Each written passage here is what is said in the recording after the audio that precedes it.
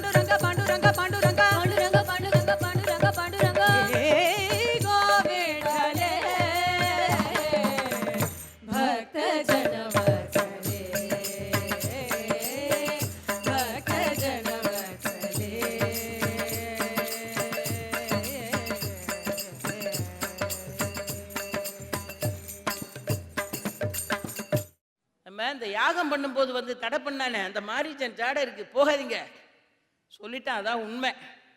பக்கத்தில் இருந்த சீதை சொன்னா, இதுக்கு மேலே லக்ஷ்மணன் ஒரு வார்த்தை பேசப்படாதுன்னு நினைச்சு சொன்னான். அவ சொன்னா, இங்க பார் லக்ஷ்மணா, அவன் இவ்வளோ நாள் செய்த தொண்டு சேவை எல்லாம் மறந்து போச்சு. அவ சொன்னா, இங்க பார் மான, நான் உங்ககிட்ட கேட்கல, என் புருஷன்கிட்ட கேட்டேன்னா.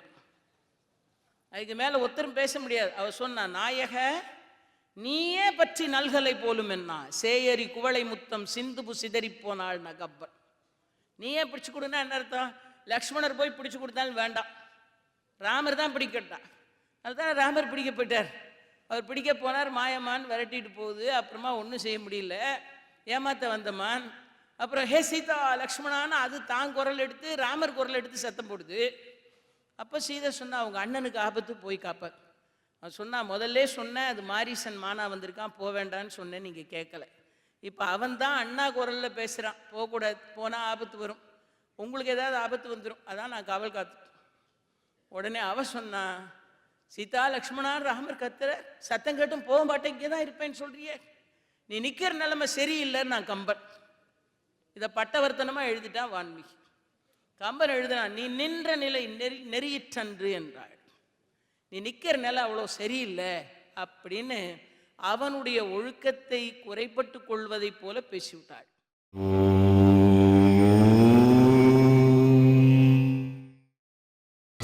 நீங்கள் பார்த்துக் கொண்டிருப்பது உங்கள் விஜய்.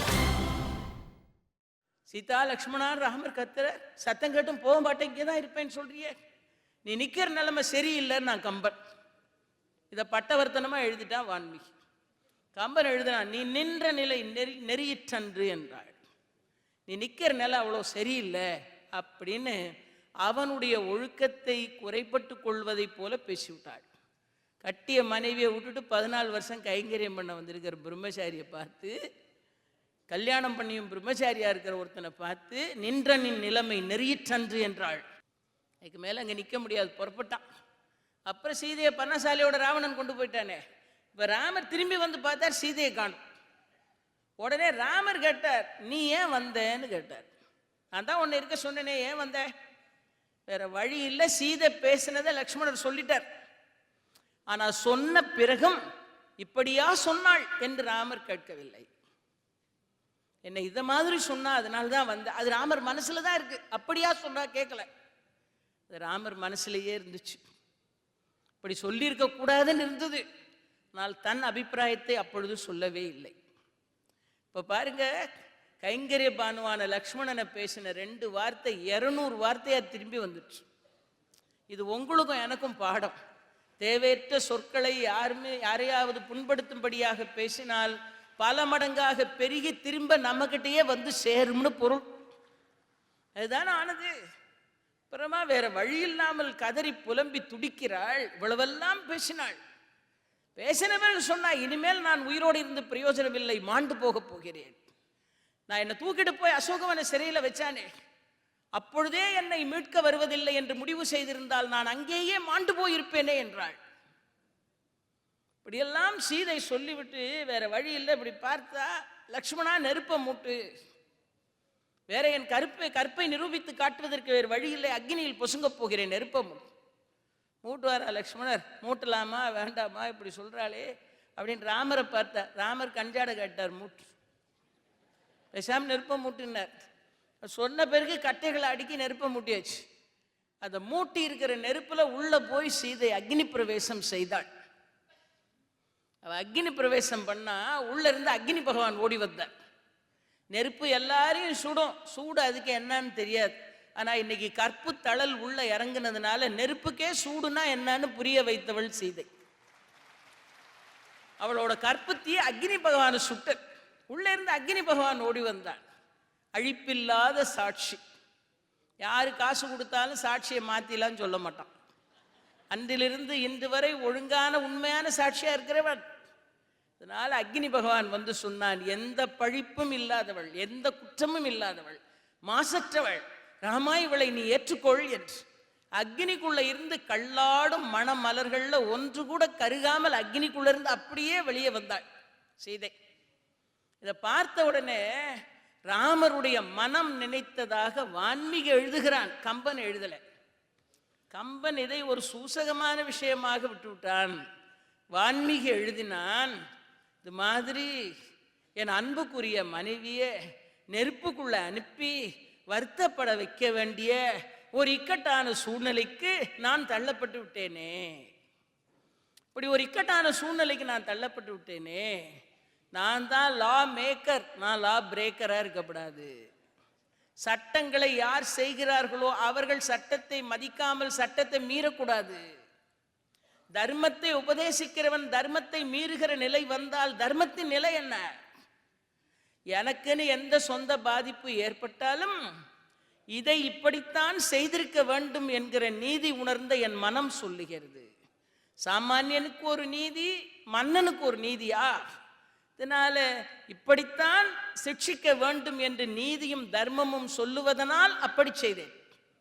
ஆனால் என் மனைவி என்று நினைக்கும் போது ஒரு சிறு வருத்தம் ஏற்படுகிறது. அதை மாற்றுவதற்கு வழி இல்லை. சீதை கேட்டா ஒரு வார்த்தை, ஒரு அல்ப மனுஷன் கூட சாதாரண தன்னுடைய மனைவி இப்படி சந்தேகப்பட்டு நெருப்புக்குள்ள இறக்க மாட்டான் என்று சொன்னாள். ராமன் இப்பொழுது சொல்லி பார்த்து கொண்டான், நான் ஒரு அல்ப மனுஷன் அல்ல, நீ ஒரு சாதாரண பெண்ணும் அல்ல, நான் ஒரு அரசன். சௌகரியத்திற்காக இப்பொழுது சட்டத்தை மாற்றிக்கொண்டேன் என்றால் நாளை 400 பேர் வருவார்கள். சீதைக்கு ஒரு சட்டம், சாமானிய பெண்ணுக்கு வேறொரு சட்டமா என்று ஒரு கேள்வி வரும். தர்மத்தை அனுஷ்டிக்கிறவன் அதை கடைபிடிக்க கடமைப்பட்டவன். அதனால் அவனுக்கு எந்த சொந்த துயரங்கள் வந்தாலும் அதை அவன் ஏற்றுக்கொள்ள வேண்டும் என்பதுதான் நியதி. அதிலிருந்து ஒரு நாளும் மாற முடியாது என்று ராமன் தன்னையே நினைத்து பார்த்து கொண்டார். அதே நேரத்தில் இந்த நெருப்பு சோதனை ஒரு பெரிய விஷயம் இருக்கே, இதுக்கு ஏதாவது ஒரு காரணம் இருக்கணுமே. தன்னுடைய நியாயத்தை, தான் நியாயஸ்தன் என்பதை, தர்மிஷ்டன் என்பதை, எல்லாருக்கும் பொதுவா நீதி செய்கிறவன் என்பதை நிலைநாட்டுவதற்காகவும் சீதை மேலே யாருக்கும் சந்தேகம் வரப்படாது, சீசஸ் wife must be above suspicion என்பதனாலையும் ராமர் இப்படி நெருப்பு சோதனை நடத்தினார் என்று ஒரு பக்க விளக்கம் இருக்கு. ஆனால் இதுல இன்னொன்னு சிந்திச்சு பார்க்கணும். ஒரு பெண்ணா இருக்கப்பட்டவள் 1000 இருந்தாலும் ஒரு மாற்றான் சிறையில் போய் 10 மாதம் இருந்து விட்டு தூய்மையையும் பவித்திரத்தையும் பேணிக்கொண்டு திரும்பி வந்தாலும் அவளை பார்க்கிற உலகம் சரியா பார்க்காது. இந்த பார்வையை ஒரு நாளும் மாற்றவே முடியாது. அதே பெண் தன்னை மற்றவர்கள் பார்க்கும்போது ஒருவேளை ஏதோ நினைக்கிறாங்களோ, ஏதோ சிந்திக்கிறாங்களோ, நம்மளை பத்தி உங்க மனசுல வேற ஏதோ எண்ணம் வருகிறது, இதெல்லாம் அந்த பெண் நினைத்து நினைத்து வருந்துவாள். வெளியே சொல்லவில்லை என்றாலும் அந்த காம்ப்ளெக்ஸ் வளர்ந்து கொண்டேதான் இருக்கும். அந்த காம்ப்ளெக்ஸை ஒரு முடிவுக்கு கொண்டு வர வேண்டும் என்று நினைத்தான் ராமன். அதனால அவளும் வருந்தி கொண்டிருந்தாள். என்ன நினைப்பார்களோ, ஊர் உலகம் என்னை ஏற்றுக்கொள்ளுமோ ஏற்றுக்கொள்ளாதோ. கணவன் மான் பின்னால் போனான், அவனை தேடி இலக்குவன் போனான், இவள் இலங்கைக்கு போனாள், 10 மாதமாக அங்கே இருந்தாள், மீண்டும் திரும்பி வந்து விட்டாள். ஏற்றுக்கொண்டான் ராமன். ஏன் தெரியுமா? இளைய மனைவி, ஆசையை துறக்க வழி இல்லாததனால் பழி இருந்தாலும் பரவாயில்லை என்று ஏற்றுக்கொண்டான் என்று உலகம் பேசும் என்றான். அதற்கு மேல ஒண்ணு நினைச்சு பார்த்தா என்னன்னா, இவங்க அப்பா தசரதன் தான் கைகேயி பேச்சை கேட்டுக்கொண்டு என்னவெல்லாம் செய்தவன், அவன் புள்ள தானே. இப்படியெல்லாம் பேச்சுக்கள் வரும். சீதைக்கோ மனதில் இருக்கிற உறுத்தல், நம்மை பார்க்கிறவர்கள் என்ன நினைப்பார்கள்? மாற்றான் சிறையில் 10 மாதம் இருந்தவள் என்றே நம்மை பார்ப்பார்கள். ஆக இந்த காம்ப்ளெக்ஸ்ல இருந்து வெளியே வர வேண்டும். ஆக ராமர் உலகிற்கு பதில் சொல்லுவதற்கும் மக்களின் மனோபாவம் ஏற்படுத்துகின்ற இந்த சிறு சிறு நெருடல்களில் இருந்து விடுபடுவதற்கும் தன்னை பற்றிய சந்தேகமான பார்வையை உலகம் பார்க்காமல் இருப்பதற்கும் ராமருக்கும் சீதைக்கும் ஏற்பட்ட ஒரே வழி அக்னிக்குள்ள பிராட்டியை நடத்துவதுதான். இதை தவிர வேறு வழி இல்லை. ஆகவேதான் மனதில் வருத்தத்தை வைத்துக்கொண்டு கண்களில் நீர் ததும்பிக் கொண்டிருக்க வேறு வழி இல்லாமல் லக்ஷ்மணா நெருப்பை மூட்டு என்று சொல்லி பிராட்டி உள்ளே சென்றால் கல்லாடும் மணமலர்கள் கூட கருகாமல் வெளியே வருவாள் என்கிற நம்பிக்கை ராமனுக்கு இருந்ததனால் எரி நடத்தினான். எரிக்குள் இறங்கி வந்ததனால் அவள் ஒன்றும் குறைந்து போகவில்லை. தேவாதி தேவர்களெல்லாம் வந்து அவளை துதித்தார்கள். சிவபெருமான் வந்தார். தசரத சக்கரவர்த்தி வான்லோகிலிருந்து வந்தான். அவன் சொன்னான், தங்கத்தை நெருப்பில் போட்டால் மேலும் சுட சுட பொன் ஒளிரும். அதுபோல உன் பெருமையை இன்னும் உலகம் அதிகமாக புரிந்து கொண்டு உன் சிறப்பை உயர்த்தும். இதனால இது ராமன் உனக்கு வைத்த ஒரு சோதனை என்று கருதி விடாது என்று தசரதன் சொல்லுகிறார். 2 பேர் மனசில் இருந்த இறுக்கத்தை தீர்ப்பதற்கு இதுதான் ஒரே வழி.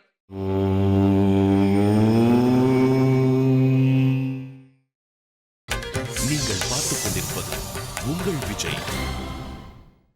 அக்னி சோதனையே இல்லாமல் சீதையை ஏற்றுக்கொண்டு ராமன் போயிருந்தான் என்றால் அதனால் ஏற்படுகிற விமர்சனங்களை தாங்கி இருக்க முடியாது. ஏன் தெரியுமா? அக்னி சோதனை நடத்தின பிறகும் உத்தரகாண்டத்தில் வேற மாதிரி விமர்சனம் புறப்பட்டு வருது. இப்படி விமர்சனம் பண்றதுக்குன்னே 10 பேர்ல 9 பேர் இருப்பான். உலகம் அன்னைக்கும் அப்படிதான் இருந்திருக்கு, இன்னைக்கும் அப்படிதான் இருக்கு. இதை மாற்ற முடியாது. அதனால இந்த காம்ப்ளெக்ஸை விட்டாவது வெளிவர வேண்டும் என்பதனால் இதை தவிர வேறு வழி இல்லை என்கிற நிலை இருந்தது. இதை மிக அழகாக ராமாயணத்தில் கம்பன் பதிவு செய்கிறார். ஒரு செய்தியை மட்டும் உங்களுக்கு நினைவுபடுத்த விரும்புகிறேன். அந்த செய்தி என்ன என்றால், கம்பன் சீதையை அதிகம் பேச விடவில்லை. வான்மீகி மனசுல உள்ளதையெல்லாம் கொட்டும்படியா பண்ணிட்டான். ஆனா கம்பன் அதிகம் பேச விடலை.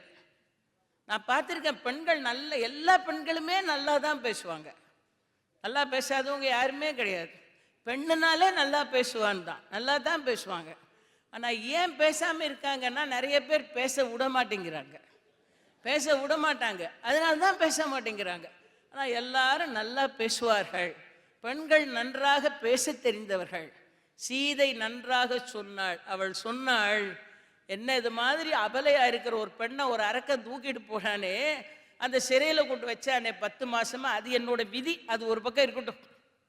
அடுத்து இது மாதிரியான சோதனை ஒரு பெண்ணுக்கு ஏற்படும் போது நல்ல சந்தோஷமா சிரிச்சு மகிழ்ந்து சாப்பிட்டு உண்டு விருந்தாடி ஆனந்தமா இருக்கும்போது ஒரு மனைவியை கொண்டாடியும் போற்றியும் கணவன் மகிழ்வது என்பது பெரிய விஷயம் அல்ல. அவள் ஒரு நோய்வாய்ப்பட்டிருக்கும் போது, ஒரு தோல்வியை சந்திச்சிருக்கும் போது, ஒரு ஆபத்தில் சிக்கி இருக்கும் போது, ஒரு கவலையில மூழ்கி இருக்கும் போது, அவளுக்குன்னு தேவையில்லாத 4 பேரால ஒரு அபவாதம் ஏற்படும் போது அவளை காத்து ரட்சிக்க வேண்டிய கடமை ஒரு கணவனுக்கு இருக்கிறது. ஒரு கணவன் அப்பொழுது அவள் மேல் அதீதமான அன்பு பாராட்ட வேண்டும். ஊர் என்ன சொன்னால் என்ன, நான் இருக்கிறேன் என்று சொல்லுகிறவனாக ஒரு கணவன் இருக்க வேண்டும். அவனே அவளை சந்தேக கண் கொண்டு பார்க்கிற சூழ்நிலைக்கு வந்து விட்டான் என்றால் அதைவிட மோசமான நிலைமை உலகத்தில் எதுவுமே இருக்க முடியாது. இந்த ரொம்ப அருமையா எழுதி வைத்தார்கள் புதுமை பித்தன் ஒரு சிறுகதை எழுத்தாளர். எவ்வளோ பெரிய புகழ்வாய்ந்த எழுத்தாளர். அவர் எழுதினார் ஒரு கதை. அவருக்கும் இது ஒரு தாக்கத்தை ஏற்படுத்தியிருக்கு, கவியரசருக்கு ஏற்படுத்தின மாதிரி. அவர் ஒரு கதை எழுதினார். அதில் இந்த அகல்யா கல்லா இருந்தால, கௌதம மகரிஷியோட சாபத்தினால கல்லா இருந்தா. அப்போ ராமர் போறார். ராமரோட பாததூழி பட்ட உடனே சாப விமோசனம் கிடைச்சி அவள் அகலியை பெண்ணா வந்துட்டா. அவரோட பாததூழி பட்டு, அதனால தானே இவ்வண்ணம் நிகழ்ந்த வண்ணம் இனி இந்த உலகுக்கு எல்லாம் உய்வண்ணம் அன்றி மற்றோர் துயர் வண்ணம் உருவதுண்டோன்னு பாடிட்டானே கம்பன். அப்படி அழகா அவர் பாததூழி பட்ட உடனே அவள் பெண்ணா வந்துட்டான். அப்புறமா கௌதம மகரிஷிகிட்ட கொண்டு போய் சேர்த்தார். 2 பேரும் ஆனந்தமா வாழ்க்கையை தொடங்கி நடத்தி கொண்டிருந்தார். ரொம்ப காலம் கழிச்சது. இந்த அக்னி பிரவேசம் எல்லாம் முடிஞ்சு அப்புறம் உத்தரகாண்டம் வருது. அதில் பழையபடியும் யாரோ பேசினார்கள் என்பதற்காக ஊரார் பேச்சால பாதிக்கப்பட்டு சீதையை பழையபடியும் அனுப்பிச்சாச்சு. காட்டு வந்தா சீதை காட்டுக்கு மீண்டும் அபலை பெண்ணாக வந்து சேர்ந்தாலே, அவளை ராமருடைய பாததூளிப்பட்டு சாப விமோசனம் கிடைச்ச அகல்யா சந்திக்கிறான். ஆகா, பிராட்டி இல்லையா, ஸ்ரீ ராமச்சந்திரமூர்த்தியோட பத்தினி இல்லையா, காட்டுக்கு இப்படி வாசம் பண்ண வந்திருக்கியே, என்ன கதை? அப்போ சீதா தன் கதையெல்லாம் அகல்யாட்ட சொல்றா. உடனே அகல்யா சொன்னா, ஒரு மனைவியோட மனசை புரிஞ்சுக்கிறதுக்கு வழி இல்லாம ஊரார் சொல்றத மட்டும் பழின்னு எடுத்துட்டு உன்னை திரும்பவும் காட்டுக்கு போகும்படியா துரத்தி அடிச்சிருக்காரு இந்த ராமர். அவர் பாததூழிப்பட்டு தானே நான் விமோசனம் பெற்றிருக்கிறேன். மனைவியை புரிஞ்சுக்காத அந்த ராமன் கொடுத்த விமோசனம் எனக்கு வேண்டாம், நான் திரும்பவும் கல்லாவே போறட்டான். அகலிகை மீண்டும் கல்லானாள் என்று. மனைவியை புரிஞ்சுக்கல, அதனால அந்த சாப விமோசனம் எனக்கு வேண்டாம், நான் திரும்பவும் இது புதுமை பித்தனோட கற்பனை. எல்லாருக்கும் கற்பனை செய்யறதுக்கு உரிமை இருக்குல்ல, அவரவர் தரப்புல விமர்சனம் பண்ணுகிறார்கள். இதில் ஒரு முக்கியமான செய்தி என்னன்னா, சீதை அதிகமாக பேசவே இல்லை. கம்பன் அதிகமாக பேச விடலை. வான்மீகி ஒரு வார்த்தை பாக்கி இல்லாமல் இறங்குறதே இறங்குறோம், நெருப்புக்குள்ளே பேசிட்டு இறங்கிடுவோம்னு ஒரு முடிவுக்கு வந்துட்டா. அதனால அவள் எல்லாத்தையும் பேசிட்டு இறங்கிட்டா அக்னிக்குள்ளே. ஆனால் ரொம்ப குறைச்சலாக பேசினா சீதை. அப்படியா, அப்படின்னா சரி அப்படின்னு தன்னோட தரப்பில் இருக்கிற நியாயத்தை எல்லாம் கொஞ்சம் கொஞ்சமாக சொல்லிட்டு சரி அக்னிக்குள்ளே இறங்கலான்னு முடிவு பண்ணிட்டான். ஆனால் அக்னிக்குள்ளே இறங்கும் போது ஒரு 4 வரி பாட்டு போட்டான் கம்பன். மனசு தாங்கலை அவன். எதுனா, இந்த மனைவிமாரு எந்த கணவனும் இது வரைக்கும் புரிஞ்சுக்கல. ஒரு கணவனும் இது வரைக்கும் மனைவியை புரிஞ்சுக்கிட்டவன் கிடையாது. நான் சொன்னா எம்எல்ஏ கேஸ் போட்டுருவீங்கல்ல, சொன்னவன் ஆண் கம்பன் சொல்லிட்டான். கம்பன் சொன்னா, ஏன் கடவுள் கூட கணவன் ஸ்தானத்தில் இருக்கும்போது மனைவியை புரிஞ்சுக்கல. தாட்சாயினி அவங்க அப்பா வீட்டுக்கு போகக்கூடாது, அந்த பொண்ணு என்ன பாடுபட்டா. அப்ப கணவன் ஸ்தானத்தில் கடவுள் இருக்கும்போது கடவுளே மனைவியை புரிந்து கொள்ளவில்லை. பிரம்மா கடவுள் ஸ்தானத்தில் இருந்தவர் மனைவியை புரிஞ்சுக்கிட்டாரா? இல்லை. சிவன் கணவன் ஸ்தானத்தில் இருக்கும்போது மனைவியை புரிஞ்சுக்கிட்டாரா? இல்லை. அப்புறம் மகாவிஷ்ணு கணவன் ஸ்தானத்தில் இருக்கும்போது மனைவியை புரிஞ்சுக்கிட்டாரா? இல்லை. நாமெல்லாம் ஏமாத்துறோம். அப்படி கம்பன் ஒரு பாட்டு போட்டான். எப்படி தெரியுமா? பங்கயத்து ஒருவனும் விடையின் பாகனும் சங்குகை தாங்கிய தர்ம மூர்த்தியும் அங்கையில் நெல்லி போல் அனைத்து உணர்ந்தாலும் மங்கையர் மனநிலை உணரவல்லரோ. ஒரு பெண்ணோட மனசை புரிஞ்சுக்க முடியுமா? மலையோட உயரத்தை அளப்பான், வானை அளந்தான், மீனை அளந்தான், ஆகாசத்தின் பரப்பை கூட அளப்பான். கூடவே 30 வருஷமா வாழ்க்கை செஞ்சுக்கிட்டு இருக்கிற மனைவியோட மனசை அறியப்பட்டார். இன்ஸ்க்ரூட்டபிள். அது உள்ள புகுந்து என்ன நினைச்சிட்டு இருக்காங்கிறத அறிய முடியாது. அவளும் முழுசையும் சொல்லவும் மாட்டா. முழுசையும் சொல்லுவாளா? சொல்ல மாட்டா. நீங்க புரிஞ்சுக்க முடியுமா? அதுவும் முடியாது. கம்பன் சொல்றான், அதனால இந்த கணக்கு எங்க முடிகிறது என்றால், பிரம்மதேவர் இதுவரையிலும் தன் மனைவியை புரிந்து கொண்ட கணவன் என்கிற ஒரு ஆடவனை இதுவரையிலும் பிரம்மா படைக்கவே இல்லை. இதுவரையிலையும் படைக்கவில்லை, அவரால் படைக்கவும் முடியவில்லை. அதைத்தான் சீதை சொன்னாள், அங்கையின் நெல்லி போல் அனைத்து உணர்ந்தாலும் மங்கையர் மனநிலை உணர வல்லரோ. ஆக அக்னி பிரவேசத்துக்கு இந்த காம்ப்ளெக்ஸை வெளியே எடுக்கிறதுக்காக 2 பேருமா சேர்ந்து ஏற்றுக்கொண்டு மறைமுகமாக ஏற்றுக்கொண்டு நடந்த ஒரு நாடகமா இதை நாம் எடுத்துக்கொண்டாலும், இந்த பேசின வார்த்தையோட கடுமையை காப்பியத்தை படிச்சு முடிச்ச பிறகும் மறக்கவே முடியாது. Spoken word and spent arrow நம்பர்கள். புறப்பட்டு போன அம்பும் வீசப்பட்ட வார்த்தை, திரும்ப பேசின வார்த்தையை பேசாததா செய்யறதுக்கு கடவுளால கூட முடியாது. பேசியாச்சு, இனிமே பேசாததா செய்வதற்கு யாருக்கும் இயலாது. இப்படிப்பட்ட கடுமையான வார்த்தைகள், உக்கிரமான சொற்கள், இவைகளையெல்லாம் தன்னுடைய மனதில் போட்டு போட்டு போட்டு போட்டு எத்தனை நாள் சீதை அசை போட்டிருப்பாள் என்பதை கற்பனை செய்தே பார்க்க இயலவில்லை. தானுமாக அந்த வார்த்தைகளை மீண்டும் மீண்டும் நினைத்து பார்த்து அவலத்திற்குள் ஆழ்ந்திருப்பாள். அன்பர்களே, நல்ல சொற்களை பேசுங்கள், இதமாய் பேசுங்கள், பிரியமாய் பேசுங்கள், பிறர் புண்படாமல் பேசுங்கள், மனம் நோகாமல் பேசுங்கள். இருந்து கேட்டமைக்கு நன்றி பாராட்டி விடைபெறுகின்றேன். நன்றி, வணக்கம்.